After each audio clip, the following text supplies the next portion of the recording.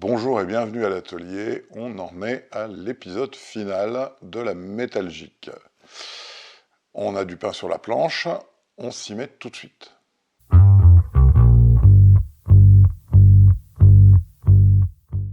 Qu'est-ce que j'ai prévu de monter sur cette guitare ?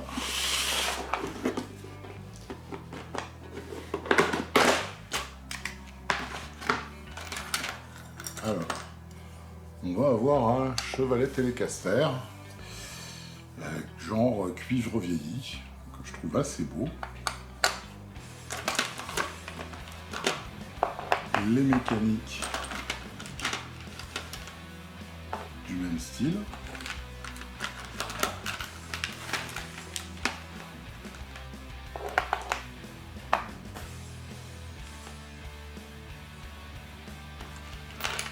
J'ai pas trouvé d'électrosocket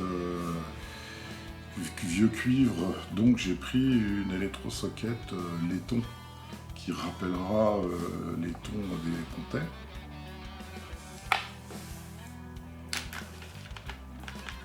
Par contre, j'ai trouvé les attaches courroies.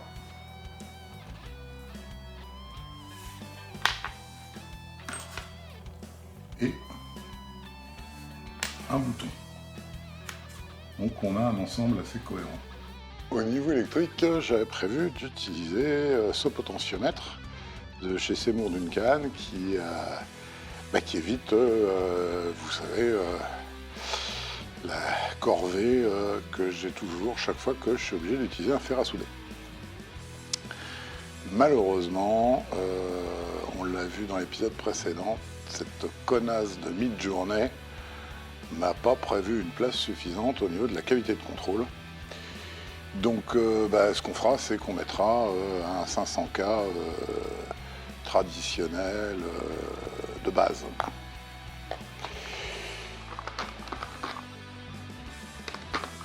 Une jack déjà pré-câblée. Et comme micro, toujours chez Seymour, un humbucker spécial pour les chevalets de type télé. Donc ça devrait le faire.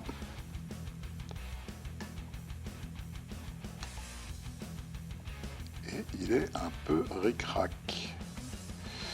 Ah putain. Ah, les mecs qui respectent pas les codes, c'est un des trucs les plus énervants. Il va y avoir un peu de bricolage parce que là, il rentre pas complètement, quoi. Bon. Néanmoins, c'est ça qu'on va mettre dessus. Le reste, c'est les pièces qui vont avec les mécaniques.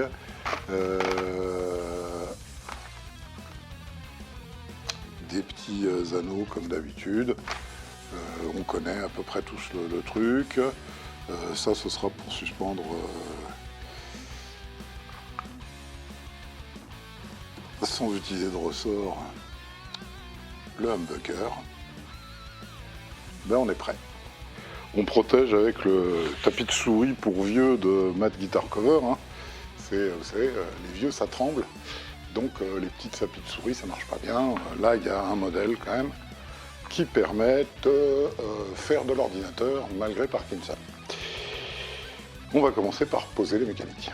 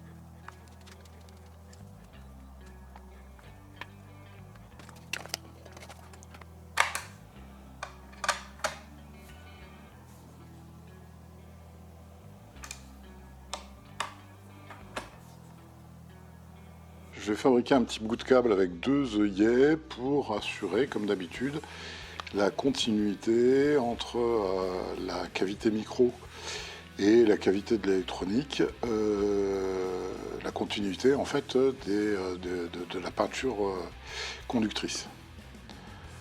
Alors j'ai eu des remarques disant oui, pas sûr que ça serve à grand chose, peut-être sur des single coils, en fait, etc. Bon, toujours est-il que je le fais depuis toujours, mes guitares ne soufflent pas, même si j'ai qu'un vieux Marshall. C'est un petit peu comme tout au début, il y a 5 ans, je ne sais pas si vous vous souvenez, mais il y avait des remarques sur le fait de rajouter des barres de carbone en plus du Truss-Rod. C'était soit incompatible, soit ça faisait double emploi, enfin, etc. Et puis finalement, il y a de plus en plus de gens qui rajoutent des renforts carbone. Je rappelle quand même que ce principe de petit fil qui relie les peintures conductrices entre les cavités, c'est le protocole de fabrication standard de Squire. Ok, c'est des single coils, mais après tout, voilà quoi, ça prend 5 minutes. Et il vaut mieux ça que d'avoir une guitare qui souffle et on ne sait pas pourquoi.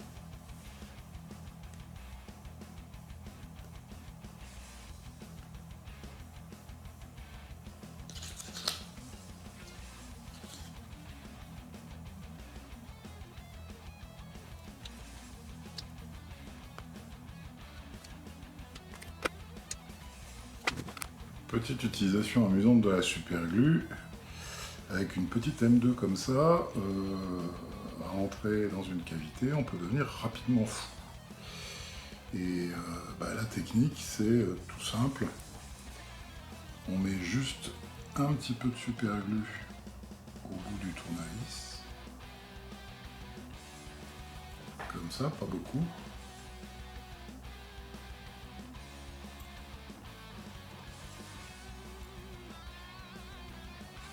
On met, on attend un petit peu.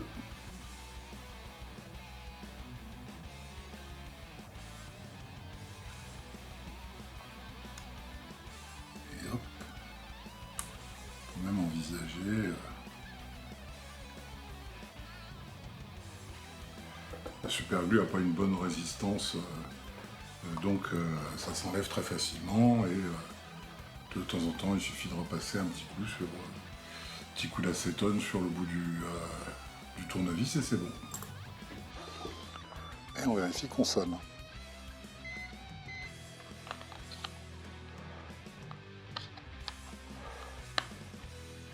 J'ai voulu savoir qui était le coupable, parce que là c'est clair, ça ne rentre pas.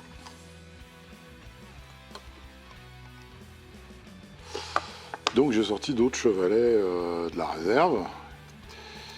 Ça rentre. Et ça rentre. Donc c'est pas seulement Duncan qui est en cause, hein, c'est le fabricant de chevalets là, qui respecte pas exactement les cotes. Ça va être compliqué à voir. Mais en gros c'est un peu trop court. Donc la lime. On éloigne le micro puisqu'il est magnétique. Et on va un petit peu agrandir ce trou.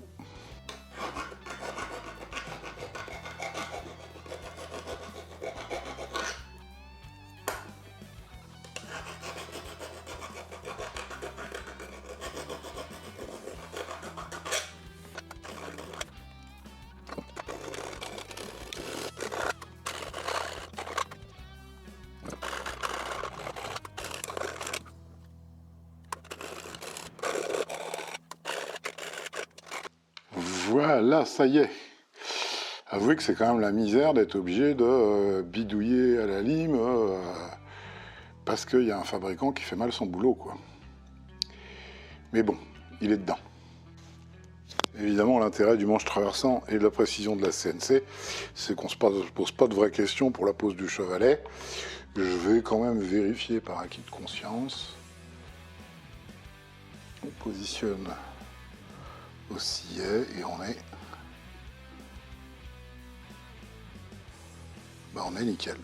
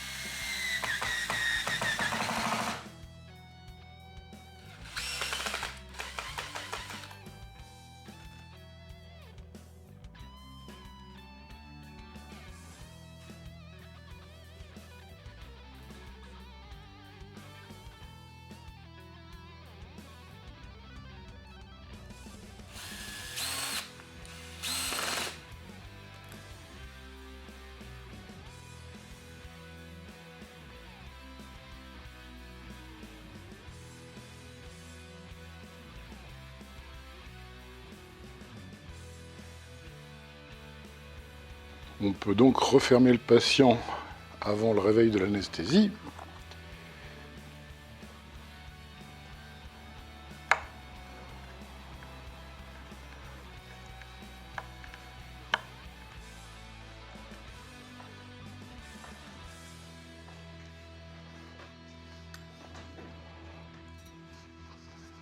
Et on peut poser les sutures.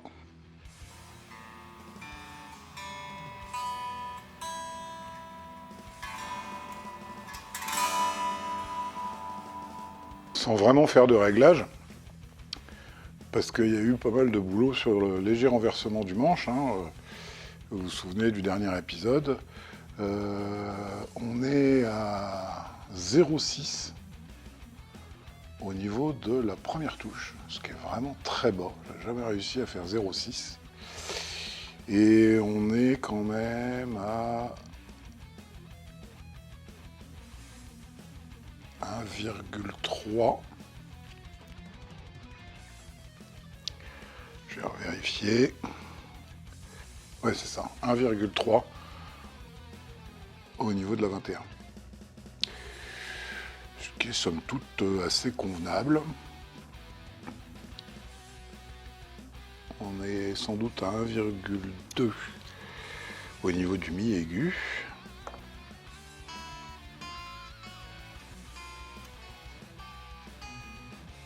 Ça sonne bien.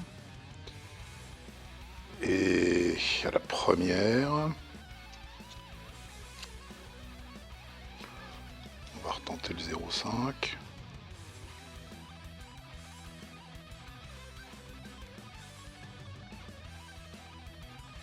Il faut aller à la 3 pour avoir 0,5 sur le mi aigu. Donc on est encore moins que ça. Je vais pas faire grand chose sur l'action en fait parce que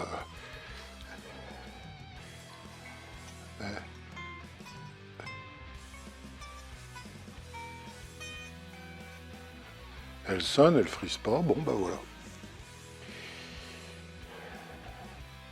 Là on est vraiment confort de jeu maximum. Ensuite, l'intonation. Le Strobo Plus. C'est ça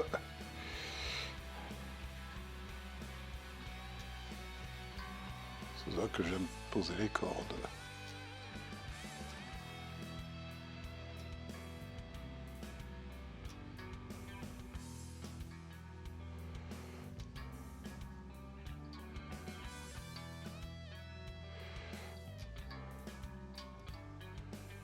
On est plutôt bon, non ?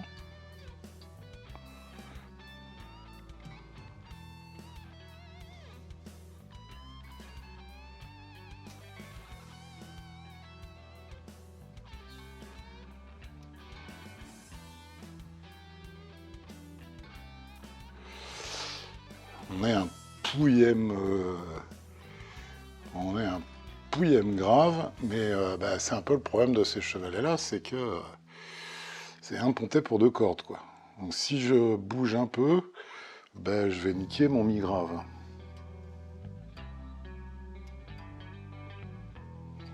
Quoique je peux encore...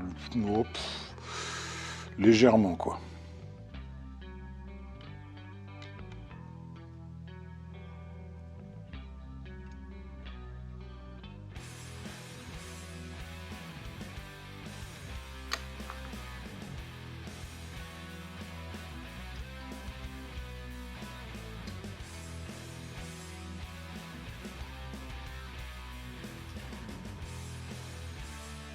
Et on est bon. Bon, finalement, pas beaucoup de boulot de réglage sur cette guitare. On peut monter peut-être un petit peu le Seymour.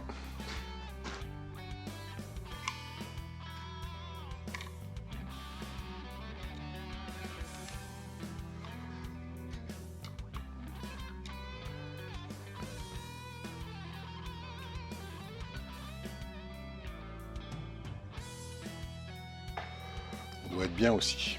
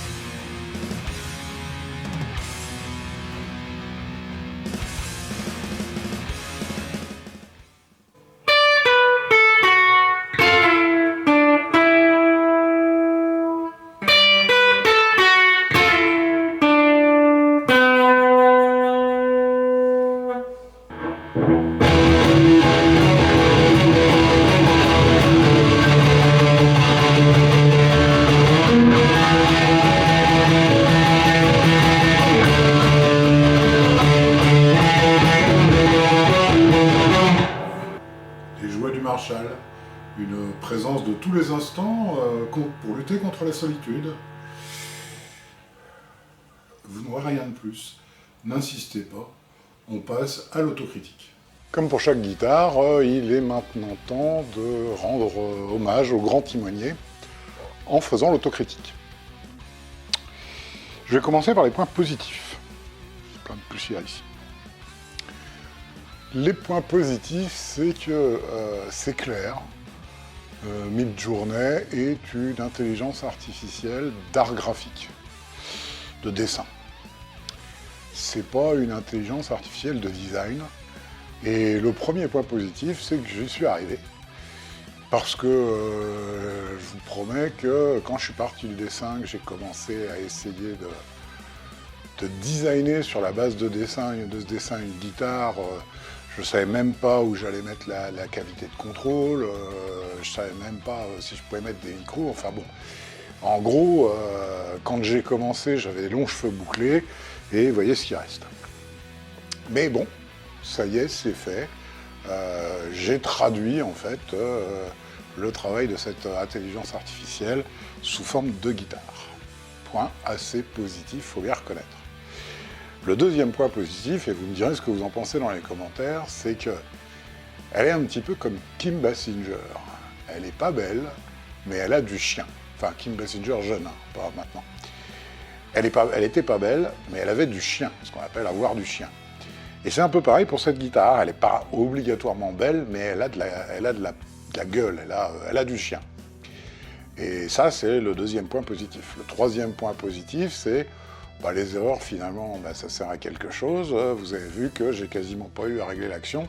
Pourquoi? Parce que quand je me suis aperçu que j'avais merdé en n'incrustant pas finalement le faux pickguard, bah, j'étais obligé de revoir ma copie et de faire une petite inclinaison du manche par rapport au corps, hein. Ce qui fait que au niveau de l'action, on est vraiment nickel. Elle est super agréable. Même moi qui ne joue pas vraiment de guitare, je sais que bah, j'ai pas besoin d'appuyer pour sortir des notes correctes. Enfin, des notes correctes. Pour sortir des notes, on va dire. Ah, j'ai pas besoin d'appuyer parce qu'elle a une action vraiment très très basse. Elle plaira beaucoup au shredder. Dans les autres points positifs, bah, cette touche, elle est vibrante, elle est très très belle. Je suis très très content du rappel avec le crâne, là où il aurait dû y avoir un deuxième micro s'il y avait eu la place. Belle touche, honnêtement, très belle touche. Le fait de l'incruster en plus dans le manche, ça ajoute. J'aurais peut-être pu laisser le manche couleur nature, c'est-à-dire couleur bouleau jaune. Mais le bouleau jaune, s'il a des super qualités mécaniques et d'usinage, c'est pas non plus un bois super intéressant, quoi. Au niveau esthétique, je parle. Alors, passons au point négatif. Quand je galérais pour essayer de faire quelque chose de ces dessins de mid-journée, je me suis dit, tant qu'à faire, que j'allais tester un certain nombre de choses. Et vous l'avez vu, j'ai testé en particulier des joints pour le renversement de la tête et du manche, et le fait d'avoir un manche semi-traversant. En ce qui concerne le manche semi-traversant, je l'ai laissé dans la vidéo parce que je ne vous cache pas les bêtises. Il a cassé au moment de l'assemblage. Je l'ai reconstruit avec un lamello, donc bien costaud. Ça vient de 3 aspects. Le premier aspect, c'est, comme là c'était pas large, la cavité de micro, c'était un point de faiblesse par rapport à l'ensemble de la construction. J'ai aussi abusé sur la profondeur, honnêtement, de cette cavité de micro. Elle aurait été 2 fois moins profonde, le truc aurait été plus solide et il y aurait quand même moyen de placer le micro dedans. L'autre bêtise que j'ai fait, c'est j'ai utilisé une chute de merisier.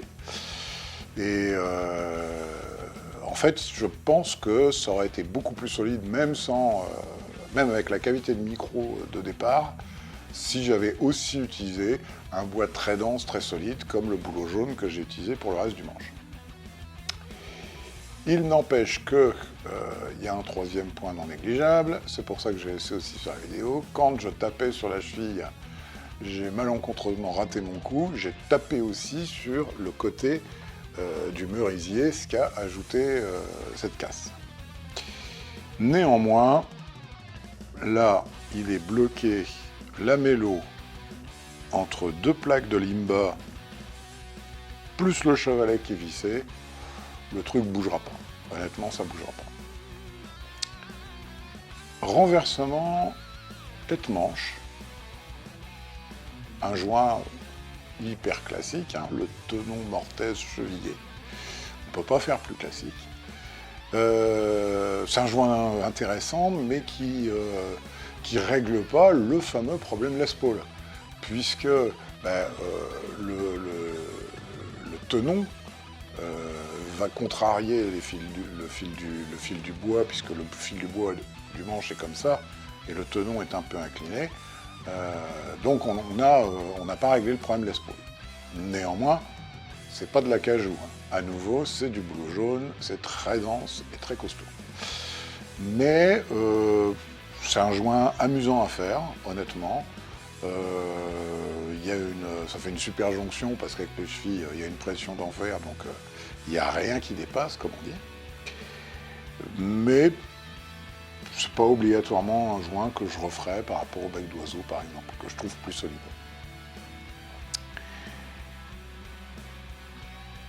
J'ai bien galéré à poncer les cavités là. Et honnêtement, c'est pas encore parfait. Il aurait fallu que j'y passe encore 2-3 jours. Mais c'est joli. Mais c'est sacrément du boulot. Faut reconnaître que poncer l'intérieur des cavités, c'est pas une tâche très amusante, hein, honnêtement. Point négatif aussi, et ça vient du climat. La laque de finition, quand elle sèche avec une faible humidité, devient blonde. À 60% d'humidité, quand elle est sèche, elle a légèrement blondi le bois. À 90% d'humidité, elle est noire. C'est la réaction naturelle des composants de la sève de l'arbre à laque. Là, compte tenu d'un printemps semi-désertique et d'un été qui nous fait penser au Sahara, on était à 80% d'humidité dans l'atelier, donc elle a pas mal bruni, ce qui fait que j'ai pas pu mettre 2 couches. Elle devrait être beaucoup plus lisse et beaucoup plus brillante. Elle est déjà pas mal brillante, mais elle devrait être beaucoup plus lisse et beaucoup plus brillante. Mais si je rajoutais une couche, on aurait une guitare noire, quoi. Et on perdait un peu le côté bois que je voulais conserver. Mais c'est la Picardie, voilà, on peut pas faire ce qu'on veut, on subit le climat comme tout le monde, quoi. J'aurais eu 60% d'humidité si on avait vraiment eu un printemps chaud au lieu des torrents de pluie qu'on a pris dans la tronche. Elle aurait blondi, elle n'aurait pas bruni, et j'aurais pu mettre sans aucun problème une deuxième couche. J'aurais eu les mêmes tons au final, mais avec quelque chose de beaucoup plus lisse. Bon, ça, je ne peux pas y faire grand-chose. J'habite en Picardie. Enfin, dernier petit point, cette guitare est dangereuse. Vous avez vu, les cornes sont affilées graves. Ça veut dire une chose, ça veut dire aussi que c'est du bois, donc si elle tombe, ça va casser, quoi. Rétrospectivement, si j'avais eu à la refaire, j'aurais fabriqué en cuivre des manchons pour les 4 cornes, gravés, genre bottes de sicario d'un cartel mexicain. Vous savez, ils ont des pointes la pointe de leur Santiago est en argent. Et je pense qu'en cuivre, d'abord ça aurait protégé, ça aurait pas réglé le problème de la dangerosité, mais ça aurait protégé les pointes. Et ça aurait pu faire un ajout assez sympa. Imaginez 4 manchons en cuivre gravés de motifs genre ossement. Ça aurait été assez cool. Voilà ce que je pouvais dire en gros sur cette guitare. Elle est pas belle, mais elle a du chien.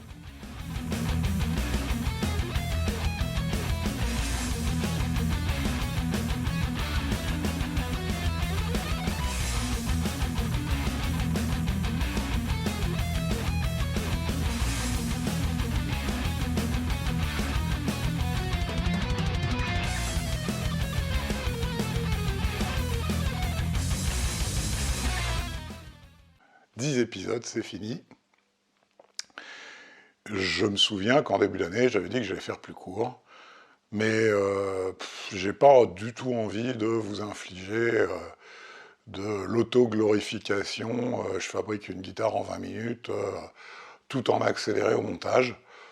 J'ai envie de partager sur cette chaîne des trucs, des combines, des erreurs, et c'est mieux quand même de profiter de plusieurs épisodes pour apprécier le détail du temps de fabrication d'une guitare. C'est vrai que je fais 3 guitares par an, c'est pas beaucoup, mais ça permet comme ça d'aller dans le détail. Vous connaissez la combine. Premièrement, faut vous abonner. Deuxièmement, à l'occasion, allez sur la boutique. Il y a des tables et des touches d'exception. Si vous êtes sur cette chaîne, c'est aussi que vous avez envie ou que vous fabriquez déjà les guitares, donc n'hésitez pas. À la semaine prochaine.